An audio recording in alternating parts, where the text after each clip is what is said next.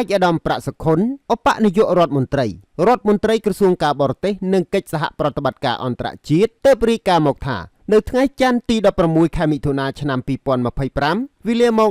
11:30 នាទីព្រឹកនៅទីក្រុងឡាអេត្រូវនឹងម៉ោង 4:30 នាទីល្ងាចនៅរាជធានីភ្នំពេញលិខិតផ្លូវការរបស់កម្ពុជាទៅកាន់តុលាការយុត្តិធម៌អន្តរជាតិ ICJ ដើម្បីជួយស្វែងរកដំណោះស្រាយបញ្ហាវិវាទព្រំដែននៅតំបន់ប្រាសាទតាមាន់ធំប្រាសាទតាមាន់តូចប្រាសាទតាក្របីនិងតំបន់មុំបីត្រូវបានលោកជំទាវ កឹមសួរសវណ្ណារីឯកអគ្គរដ្ឋទូតកម្ពុជាប្រចាំប្រទេសហូឡង់ប្រគល់ដោយផ្ទាល់ដៃជូនលោកក្រឡាបញ្ជី Philip Guati នៅតុលាការយុត្តិធម៌អន្តរជាតិ ICJ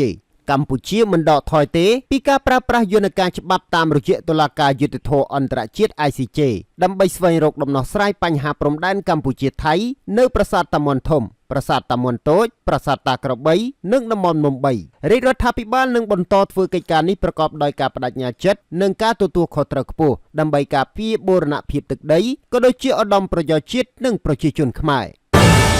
តារា Cambodia News